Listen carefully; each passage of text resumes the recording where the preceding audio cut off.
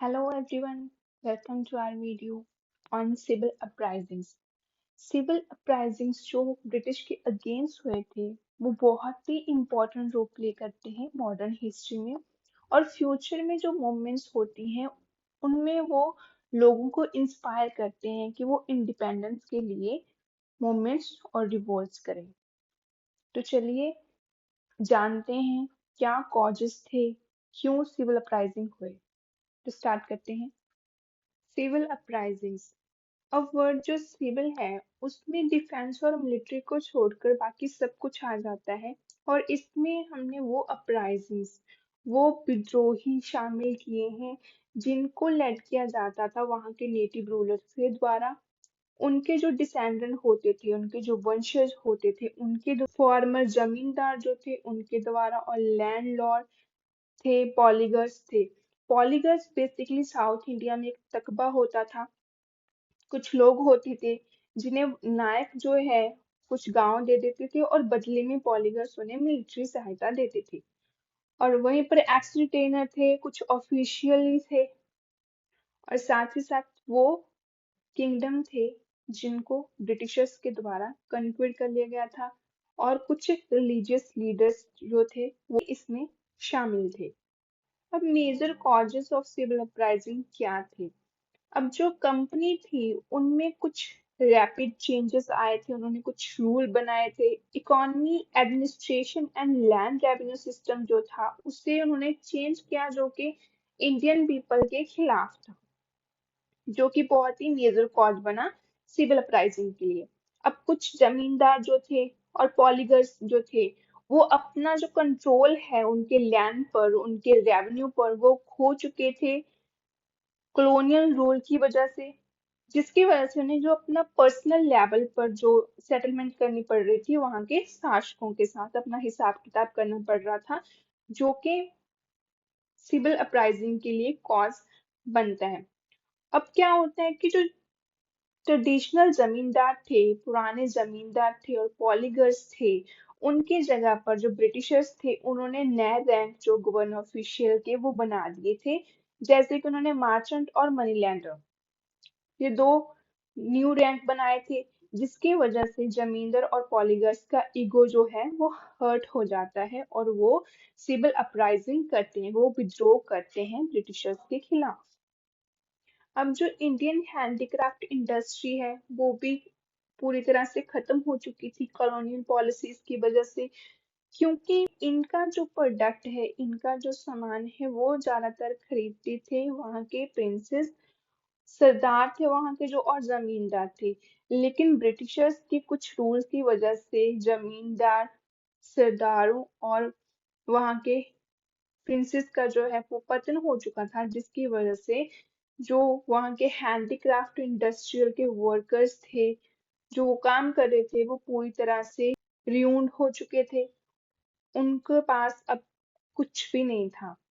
और साथ ही साथ जो प्रिस्टली क्लासेस थे, जो पुरोहित क्लासेस थी, वो क्या करते हैं कि ब्रिटिशर्स के खिलाफ जो ये रिविलियन को बढ़ाते हैं, क्योंकि जो पुरोहित थे, प्रिस्ट थे, वहां के पंडित थे, मौलवी थे, वो सभी जमींदार पर डिपेंड करते होते थे।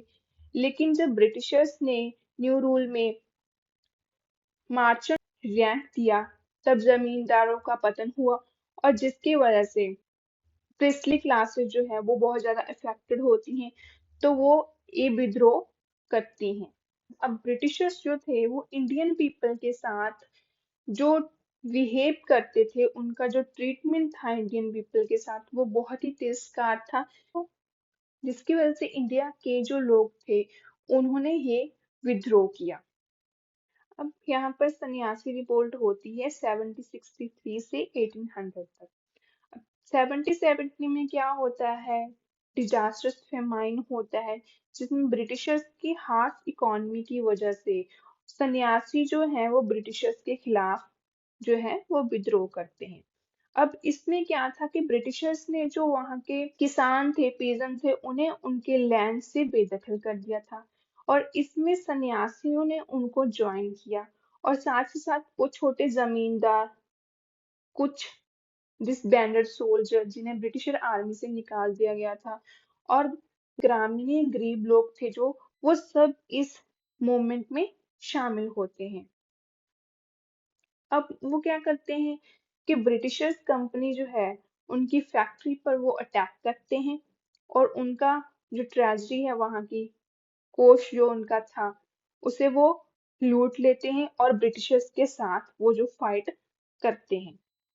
बहुत ही लंबे समय के बाद जो वॉन हेस्टिंग है, वो सन्यासियों को सुप्रेस करते हैं, उन्हें अपने वश में करते हैं, और हिंदू और मुस्लिम जो थे, उनका इक्वल पार्टिसिपेशन जो इस विद्रोह में था, वो यहाँ पर दिखाया जाता है। और साथ ही साथ इस जो सन्यासी रिवोल्ट है, इसे फकीर रिविलियंस भी कहा जाता है। अब इसमें जो लीडर्स थे वो थे मजूम शाह, चिराग अली, मूसा शाह, भिवानी पाठक एंड देवी चौधरानी, जिन्होंने इस विद्रोह में जो वोमेन्स का रोल है, उसे भी रिकॉग्नाइज किया है। अब एक अनंतमंथ जो सेमी हिस्टोरियल नॉवल था, बंकिम चंद्र चट्टोपाध्याय के द्वारा जो लिखा गया था, वो भी सन्यासी रिवोल्ट पर बेस्ड था। अब इसके बाद revolt of Midnapore and Dhalbhum होता है 1766 से लेकर 74 तक। अब इसमें क्या है कि जो ब्रिटिशर्स हैं, वो मिदनापुर को 1760 में अपने अधीन कर लेते हैं। उस टाइम मिदनापुर में लगभग 3000 जमींदार और तालुकदार होते हैं, और जिनके रियोट्स के साथ जो रिलेशंस होते हैं, वो बहुत ही अच्छे होते हैं। अब इसका हारमोनियस सिनारियो क्या होता है कि ब्रिटिशर्स जो हैं, वो 1772 में एक न्यू लैंड रेवेन्यू सिस्टम जो इंट्रोड्यूस करते हैं, जिसकी वजह से उसके बाद सब कुछ चेंज हो जाता है। अब ब्रिटिशर गवर्नर जो होते हैं बेनस्टर्ट, वो क्या कहते हैं कि जो मिदनापुर के जमींदार हैं, वो रियोट्स के साथ मिले हुए हैं, और वो ब्रिटिशर्स के खिलाफ जो है, वो कॉन्फ्लिक्ट कर रहे हैं, वो युद्ध छेड़ रहे हैं ब्रिटिशर्स के खिलाफ, जो ब्रिटिशर रेवेन्यू कलेक्शन कर रहे हैं उनके खिलाफ।